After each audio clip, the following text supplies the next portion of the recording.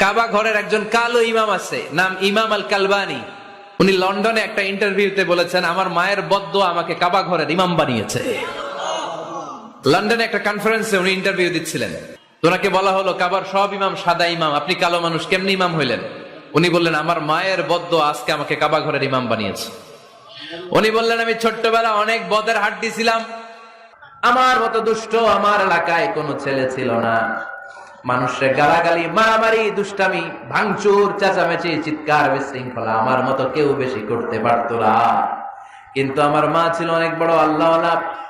আমার মা জানতেন আল্লাহর কাছে দোয়া করার কত বড় পাওয়া। আমার মা যখন আমার উপর রেগে যেতেন, আমার মা জানতেন রাগের মাথায় বদদোয়া দিলে বদদোয়া কবুল হয়ে যাবে।